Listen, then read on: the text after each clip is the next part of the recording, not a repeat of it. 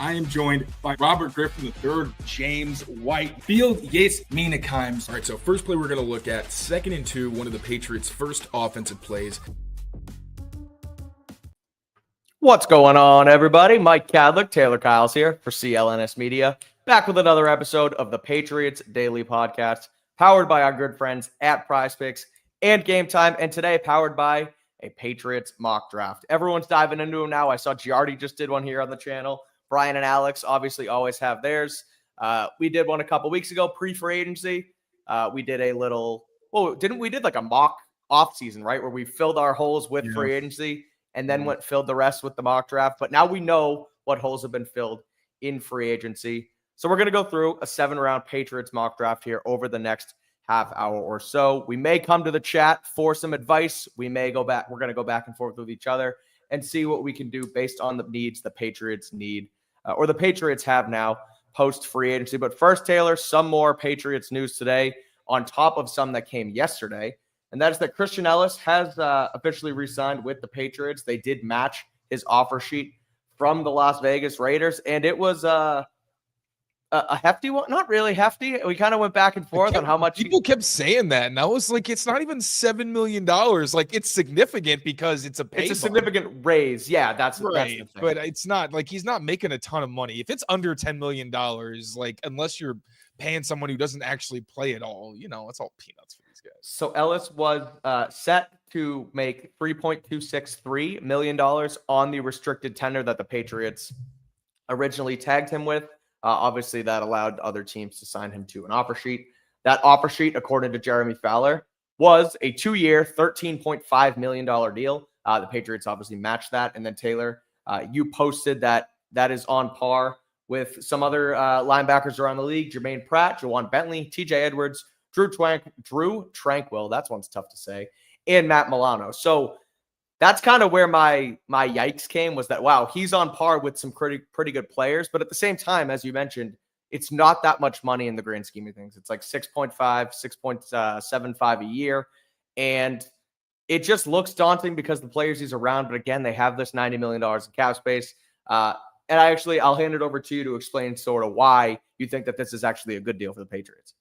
Well, first of all, I think that them offering that much money was them. Like, we've heard it with Milton Williams. We heard it with Carlton Davis, or the Patriots are letting guys know, no, we really do want you and we value you.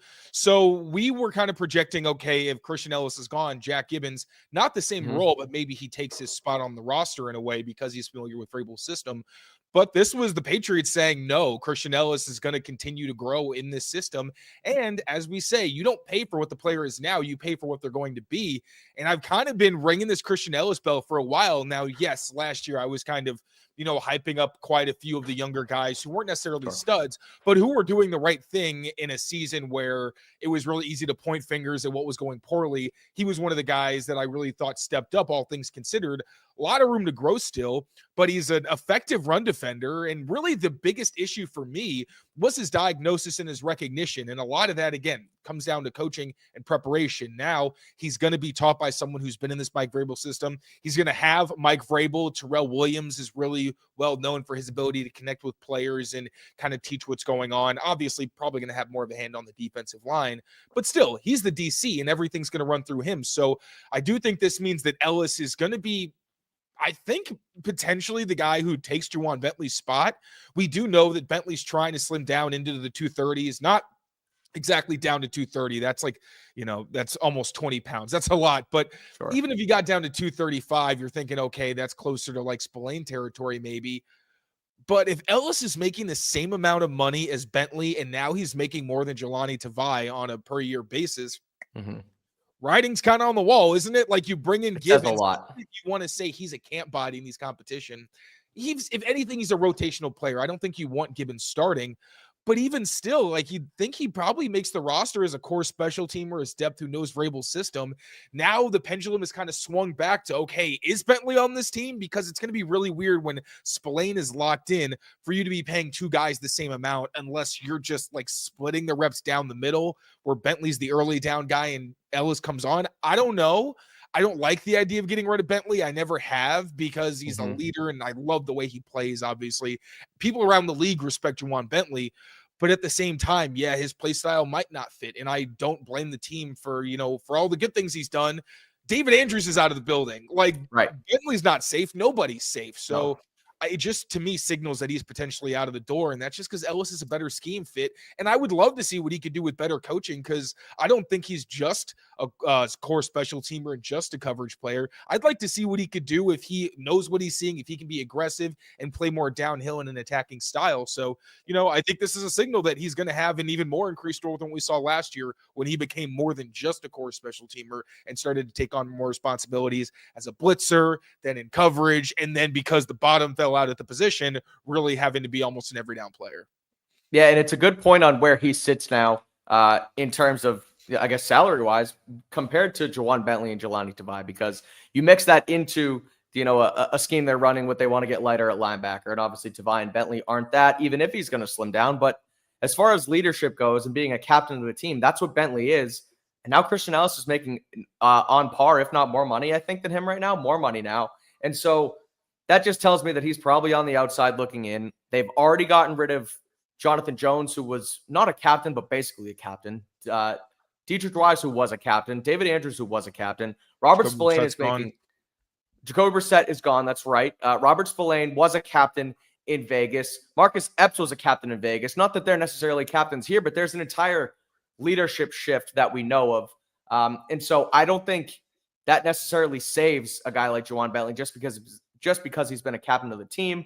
I think there's really a good chance that he is probably on the outside looking in. We'll see what happens, but they have addressed the position a lot of times. Carlos says here as well in the chat, they've met with multiple linebackers at their pro days and some 30 visits. They very well could add to the room in the draft. I mean, we'll get into our mock draft and see if there's any fit for them later on as far as where the real need is, but they've added Gibbons, they've added Spillane, they've now re-added Christian Elliss. It feels like they at least know the type of player they want at the position. Now it just depends on how much of a future they see with some of the rest of these guys. Yeah, and this is kind of the case at a few positions. It's this way at left guard. It's kind of this way at right tackle, although they have Morgan Moses. It's this way a little bit at running back. Like, there are some positions where you don't know how desperate the need is for depth there, because you don't know exactly how they see some of the roster carryovers. Like tight end, you need to draft a tight end this year.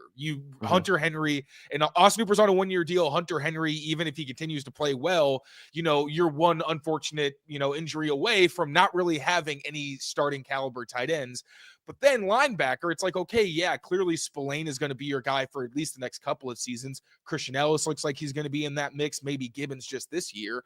But then down the road, yeah, you could say if you want that guy who's maybe going to come in as like a Bentley, he comes in, doesn't have to necessarily take on everything all at once, but then is able to kind of be a role player and then take on a larger role behind the scenes until his time comes. I could see them going after a guy. Now, I think the depth that they have now lessens the need. So you can say, all right, we're going to wait till the 4th or 5th, because before I was taking guys in the 3rd round when I was mocking, because I'm like, linebacker's an important position.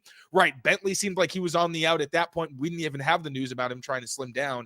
So it kind of seemed like, all right, this is a really important position. Like we talked about, you didn't have that guy last year, and really your front kind of collapsed in part, again, due to Barmore. You can never underscore that, or never you got to mention it. You got to talk about it. Exactly. So I could see them addressing linebacker in the draft. I just don't think now it has to be with even a mid-round pick. I think you can wait till the 5th or 6th and try to get somebody that maybe needs some more time to, develop their skill set, discipline, or whatever. And they'll be able to do that because the Patriots aren't in a position where they're going to have to throw somebody into the fire. Exactly. And so speaking of filling those roster holes, we're going to get into a mock draft here with the Patriots. We will also take a quick look at the roster.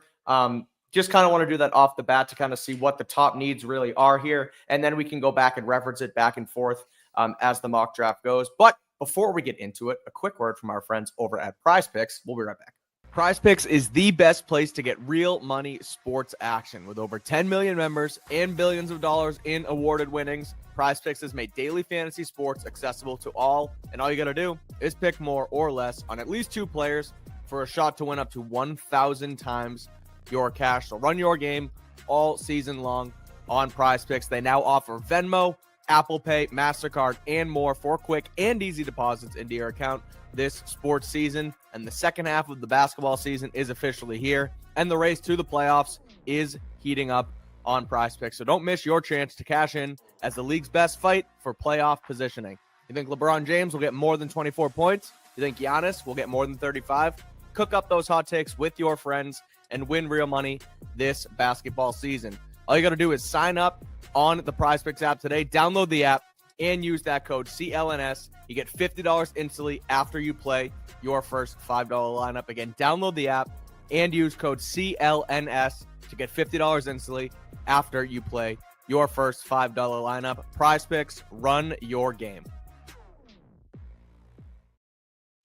And thank you to PrizePicks, as always, for sponsoring this video and Patriots Daily as a whole. Got back into it last night with a PrizePicks lineup. Celtics tipped off late last night, but I hit my lineup. Kristaps Porzingis had more.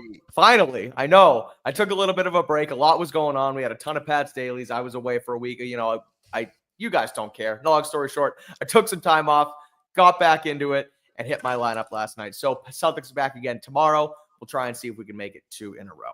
But having said that, let's get right into the Patriots free agency mock here. And as we want to do, let's quickly look at the roster. Is that too big, too small, Taylor? Does that look okay? I think it looks perfect.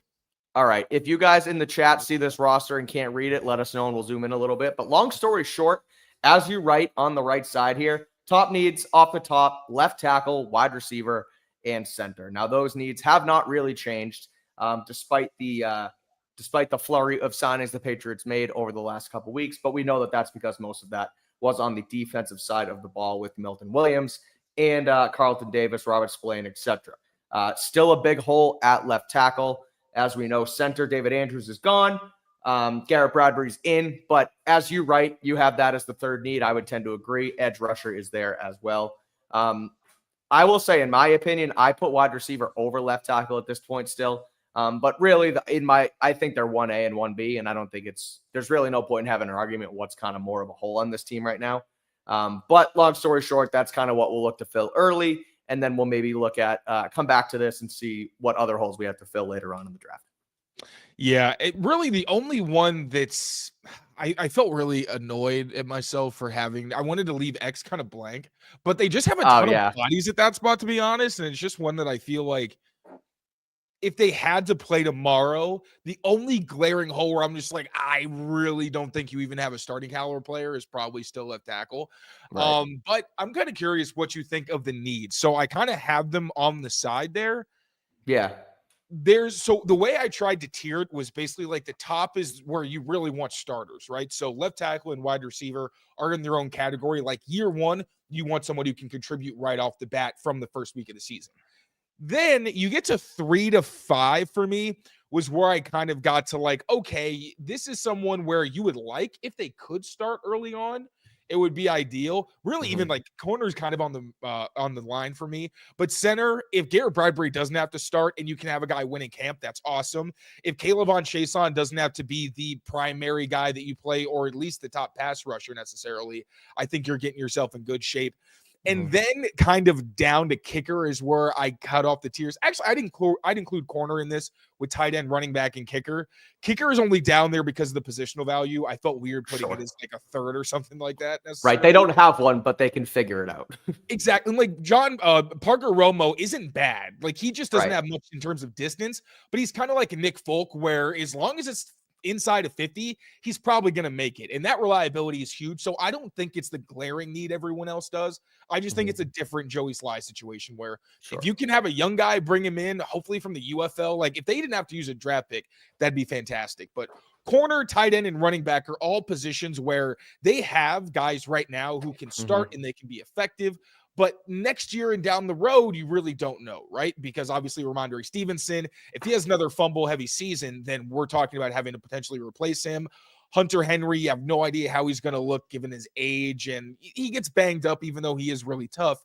And then cornerback Carlton Davis, he's going to miss games. You've got some depth there with Alex Austin and Marcus Jones, Isaiah Bolden. But Marcus Jones is still a weird fit. I think his future is unknown. And then with Isaiah Bolden, we still don't really know what he is, and Alex Austin. Those two guys aren't proven starters still at this point in their careers.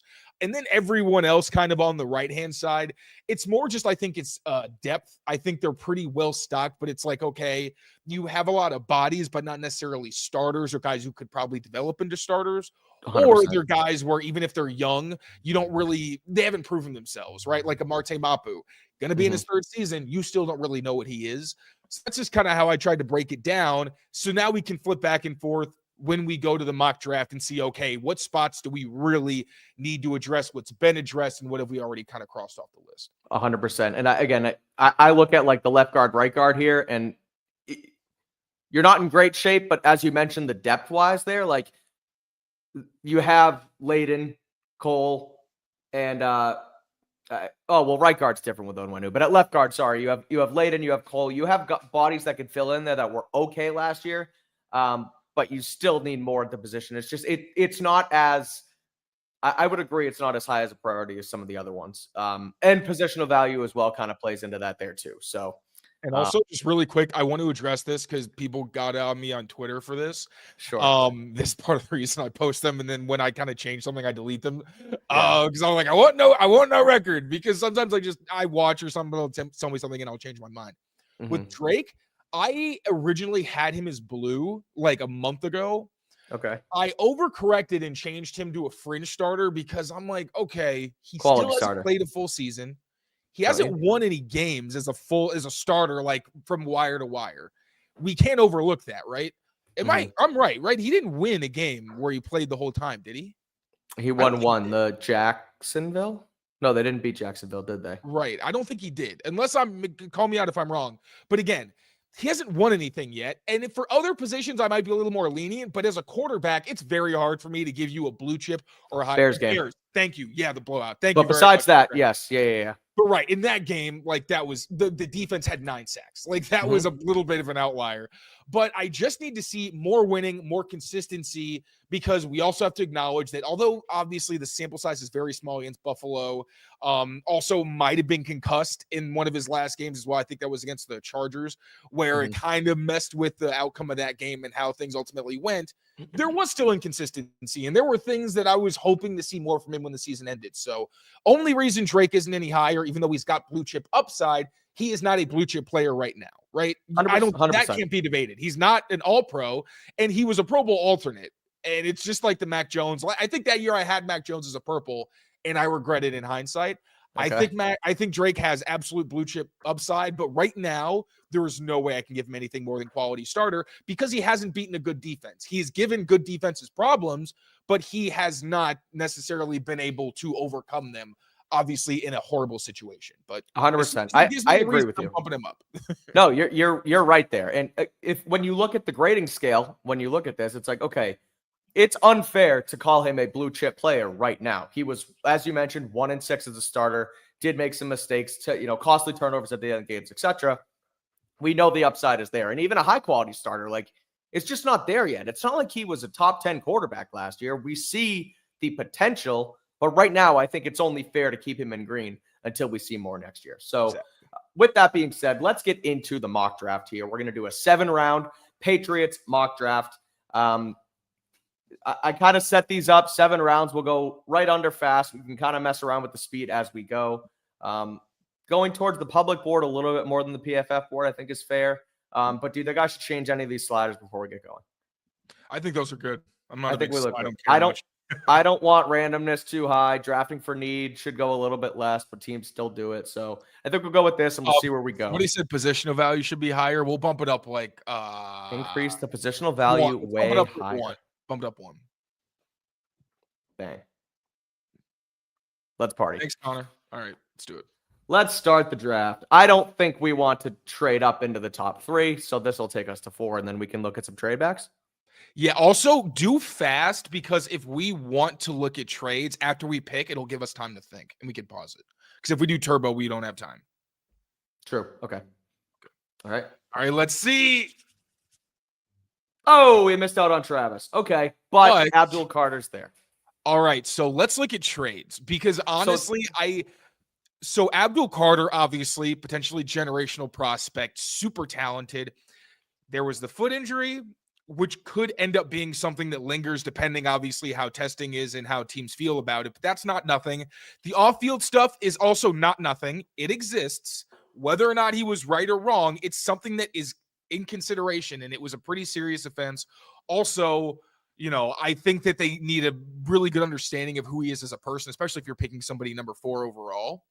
The other thing I'll loop into this too is just, no, you're good. What we talked about yesterday, where Elliott Wolf says we're going to draft for need. Elliott Wolf says we're going to draft the best player available. But when you sit here and they need more players on offense than defense, you can still trade back and then draft the best player available. But that necessarily becomes an offensive player once you trade back. You don't shoehorn yourself into Abdul Carter. Let's look at trades. Yep.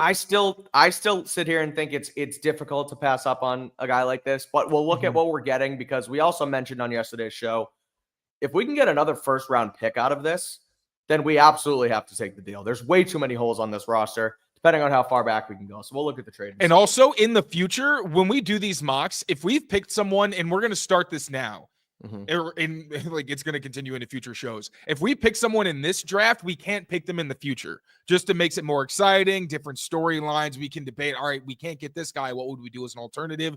Just to keep things fresh. Well, one team that looks like they want to trade up is San Francisco 49ers, and one player they have that I really want is Brandon Ayuk. Oh, so 11-4. Future first. Brandon Ayuk. And a future first. Yeah. And then what we have to give up? We got to give up more, because they're not going to give us Ayuk and the future first. I don't want to go all the way to 11. I'll stick and pick. I would rather move a couple spots with Abdul Carter on the board. I don't want to go this far. So 11, you don't want to go that far. So nobody else. 11's the closest we can get. Stick and pick, baby. Or sticking. Get the guy. Okay. All right. I don't disagree. I think it's pretty silly. At the end of the day, to pass up on a guy like this. I know. Go ahead. But the conversation now is, do we trade back up into the first? Right. So to get the tackle, because somebody could fall, but if there's a run, you don't want to miss out. And I think if you don't address tackle with the first pick, you have to make sure you get one. And I don't think it matters if you have to give up capital. 100%. So we'll take Abdul Carter here. We'll slow down the draft. We'll see who starts to fall once we get to pick like 20, 15, 20. Yeah. And kind of see what happens as it goes. All right. So we're taking Abdul Carter. We can go faster than this. Okay. We might be stuck. Oh, I have to reset it. I'm just going to pause. Then I'm going to reset. Okay. I don't know why it's not. 19. Right. So who's gone? Or who's still probably have to get close. I think higher up. Probably like closer to. Let's see who's on the board. Who's on the who could we trade with? Now the Packers are an option. The Texans. I'm trying to think of teams they have familiar. I would try to trade with the Lions at 28. Yeah, I think that's familiarity with the Terrell Williams overlap. We could also not Buffalo. We're not trading with Buffalo. So Josh Simmons just went at 25. So okay, yeah. So now I think the Ravens have Ronnie Stanley still. The Rams locked up Alaric Jackson. So yeah, I think well, let's see what they would offer.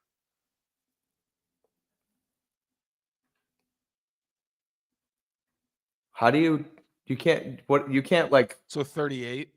Yeah, so 28 to 38. We move up 10 picks. Let's offer them 106 and see 106. What that does. 71% chance of being accepted. Want to throw on 144 and see what happens? 98. What about 217 instead? It doesn't go up that much higher. See if we can get 130 or 196. If not, I'm fine with this. 144 instead of 196. Let's see 87% chance. Let's see if they accept. 220. No, I don't want to get 220. Let's do this. 28, 38, and one at 144. Do you want to give up 3 to move up 10 spots? Is that a lot? They're not top 100 picks, and I think I would be willing to move back in the second. So yeah, let's do it. We can. Let's. 38, 106, 144 for 28. Okay. Yeah. We need a tackle. Let's Yeah. do it. All right, we're good. We're in. All So right. we have the 28th pick Who's now. on the board? Cool. Luther Bird's still there. That's intriguing. We'll look at both. So Luther Burden's there. Connerly's there. Jaden Higgins. Xavier Restrepo ran a pretty weak 40 the other day. That was Ursery's there. crazy. I know. I think it's got to be Ursery. It's got to be Ursery. I don't think Josh Connerly. I just don't. I think he lacks sand in a way that really worries me. And I think he's better in like a pure zone system, whereas I think the Patriots are going to do a bit of both. And I think that's a better fit for Ursery. Now, do you have any interest in going wide receiver with Luther Burden, or do you still need to go tackle here? Tackle. I like the middle round at receiver. I don't like the middle rounds at tackle. All right. Not doing that again. Let's do it. Ariante Ursery goes at 28 to the Patriots. This is the last time we can ever use Ursery, so I know. Too bad. make future drafts interesting. And now, are we comfortable? Well, I guess we only have to wait until a couple more picks of 69, but we're going to wait here. We don't have really much more capital to trade up anymore, so we might as well let's wait just it wait out. till we get there and see if anybody wants to move. Perfect. All right, so now we have edge and we have a tackle. Now I would start looking at pass catchers. Ooh, Trey Harris dropped. Let's see what the trade offer is. 81. Hell no. You're out of your damn mind. Let's go back. All right, now let's get the best pass catcher on the board. Who do we think that is? Well, we can loop tight ends into the mix. Ooh, Mason. I want the X. I don't want Mason Taylor. So do I. I think that's easy. We talk. Ole Miss has always been that. You've mentioned the body types and the way those guys play. Your AJ Browns. I don't want to loop in who's the kid X. that Traylon Burks. Well, Xavier Leggett. Wait. Yeah, right. They always kind of. No, wait, South Carolina. Guys. I'm stupid. Oh yeah. No, there was one more. Eli Moore was there, but he's not an X. But regardless, I like it. Trey Harris. They need a wide receiver. If we get out of here with those top three needs at the first three picks while still trading up, I like that. So, and Trey Harris could fall because of the injury. Like this, usually I would shy away from a pick like this. And I will say because I think Jalen Noel, Jalen Royals, Trey Harris, I'd be comfortable making any of those picks. I also think any of those guys could be gone by the second round. If the receivers are gone, I would have gone tight end and waited until the best receiver available after. Dun. Not now. Honestly, between him and Ferguson after the testing, I can't. Like, I usually trust my eyes. That was just too out there. With this one, I would go Trey Harris, but otherwise, I think I'd probably go Mason Taylor. Let's go Trey Harris, and we'll see what's sitting there at 77. Yeah. We're killing this. Not bad. Okay. We could double dip at tackle. Don't bite me. We could go with a tight end. But what we should do here, what else we can do here, though, is look back at this and see what needs we filled. So we filled left tackle, we filled wide receiver, and we filled edge. So center is still up there for us. Cornerback, tight end, running back. Let's get a center, actually. We'll see who's there. Center, CB, tight end, RB. Okay. Oh, thank you. Sweet. All right. So let's look at centers. We can look at corners as well, and maybe tight end, depending on what we like there.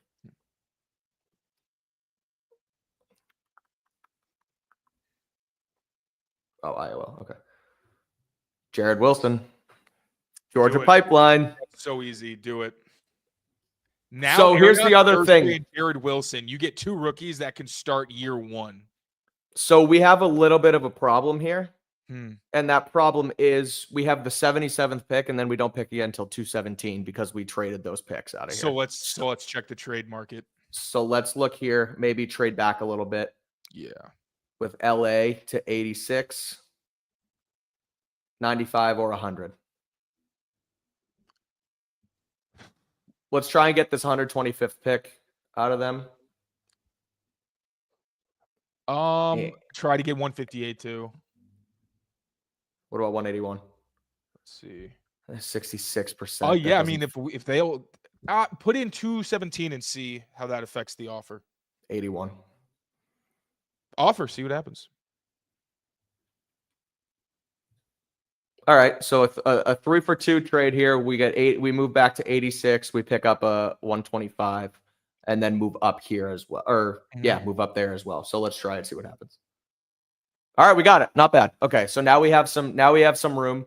We may end up. Well, we'll wait this out. We'll sit at 86. Now we have 86, 125. So I'm comfortable probably picking and then waiting through 125 here. So we have needs still at center, cornerback, tight end, and running back. So let's just click on all of these. Running back. Who's at center still? Is Jared Wilson still there? Hold on, let me actually clear that. No, he went. No. Yeah, he went at 80. So damn, that's tough. But let's kind of maybe Does wait Tate there. Rutledge have guard flexibility? Let me see. Or center flexibility? Rutledge scouting report. He played at right guard. He actually played at right guard. He is a right guard. He played mostly right guard. Let me see what the board says. Okay. At least according to this PFF here, he played 488 snaps at right guard. He played none at center. So all right. So no Rutledge. No. It feels early for some of these guys. So let's kind of look at we wait. Cornerback, tight end. All right, let's look at our picks. Tight end. Can we take Harold Fannin yet? Either a tight end or a corner, or there's a lot. This is that middle part where you could address a lot of the long-term needs. Let's just look at the best players. Okay. RJ Harvey, Jalen Noel. We can still take Noel. Is Harvey the pass catcher? No, but he's a really good runner. Okay. Oh man, I don't necessarily hate it. Wyatt Millam would be pretty great. Man, there's a lot of good options here. You know what we can do while we wait? What? Listen to our friends over at GameTime. How's that sound? Good. I'll let you mull that over while I read up this on our friends over at GameTime, because GameTime is the best place to get tickets this time of year and any time of year, and they are the exclusive ticketing partner of the CLNS Media Network, and they have their GameTime Picks feature now that makes getting tickets to see your favorite teams play live even easier. They filter out the fluff and show you only incredible deals on great seats, so you don't have to waste time searching through thousands of tickets. March Madness, as we know, is here. If you took advantage of GameTime's deals this past weekend, you may have seen Rick Pitino versus John Calipari down in Providence. Unfortunately, the Providence games are over, but if you're elsewhere across the country, the Sweet 16 tees up this Thursday and Friday. So if you want to get in last-minute tickets, the best place for last-minute tickets, use that GameTime app. Celtics, Bruins. Celtics playoffs are certainly coming. Bruins, we'll see what happens. They're on a little bit of a down streak, but when your team's not that good, the tickets aren't expensive either. And with GameTime, you get the lowest price guarantee. You also have all-in pricing. You have seat views. You have the GameTime ticket coverage, which covers your ticket for with the most flexible customer service policy in the ticket industry. So take the guesswork out of buying tickets with GameTime and GameTime Picks. Download the GameTime app, create an account, and use code CLNS for $20 off your first purchase. Terms apply. Again, create an account and redeem code CLNS for $20 off. Download GameTime today. What time is it, Taylor? Game time. It's game time. It's also time to, where is my screen? There is my screen. It is time to make a selection at pick number 86. RJ Harvey, Jalen Noel are there. I don't know how Cameron Williams is. Wow, he's over there. Williams is Ooh, Andrew Makuba. I was gonna do Jalen Noel, but honestly, Makuba's got some slot versatility too. Man, this is tough. I don't think they need a running back enough. I would, if anything, I think if we're also considering need, which I think is significant, I would rather go Jalen Noel. Okay. Let me see. We're doubling up at wide receiver again. At just receiver or everywhere? Go down a little bit.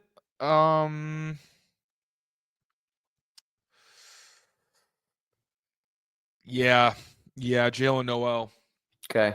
I have my eyes on Fannin if he falls again. So okay. Let's We'll go. And then we got to try to get center if we can. I know. Noel over Harvey. I think so too. They have running backs right now. They don't have receivers. Let's go Jalen Noel. We'll double up. Now we wait till 125. Yeah, it is. Hopefully it's kind of like DK Tyler Lockett, and obviously Trey Harris isn't DK, but you get the Ole Miss X receiver, and then you get the kind of undersized guy who could take the top off. I like it. Mm-hmm. So Harold Fannin unfortunately went. So my dream is dead, at least for now. The Riley Leonard is the top player on the board, so that's not great. We still have needs at center, cornerback, tight end, and running back. So we'll look at the entire offensive line here. Steph McLaughlin is the highest rated center on the board, at least according to ADP, as well as these PFF rankings.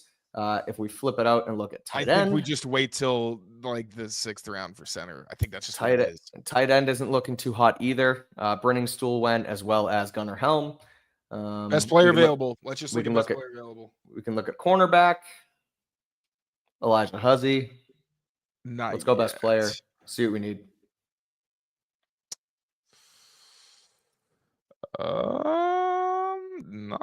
Antoine Powell. No, we already have an edge rusher. Brashard Smith actually could be an interesting one. Still need a running back. Mm-hmm. Broke out a little bit last year. Had a nice season, 1,300 yards, 14 tuds. Someone wants to know what the trade offer is. Let's check the trade offer. Okay.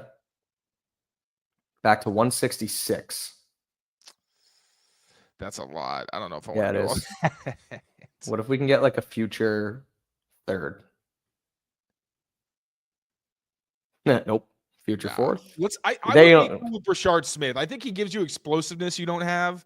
He's not great in pass pro, and I don't think he can be a workhorse back, but he does give you like that extra gear I think that room needs. I want to look at his receiving.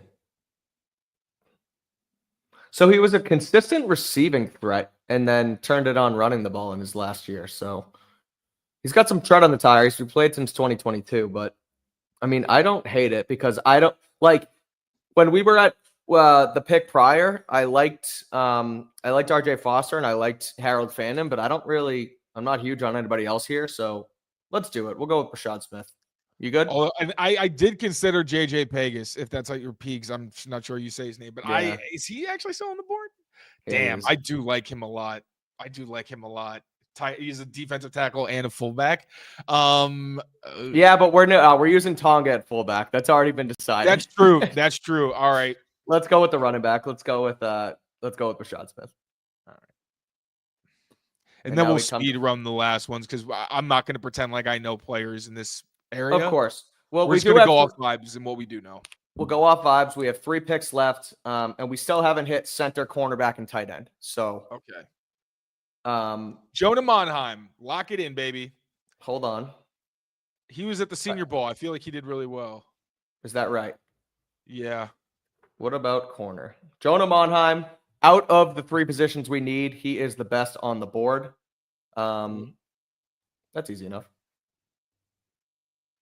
Corner, I feel like what's his name? Cypress Ventrell. I feel like he's always available, and I like his profile. Let's go with corner and Ventrell Cypress. There it is.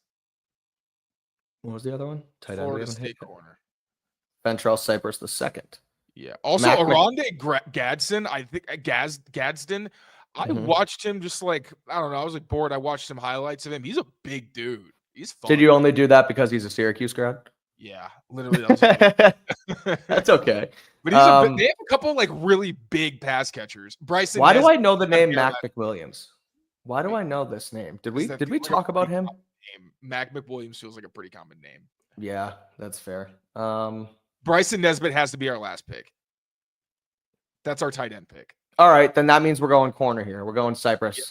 How tall is this man? He's like 6'1", 6'2". 6 foot. I'll take 6 feet. Okay, let's do it.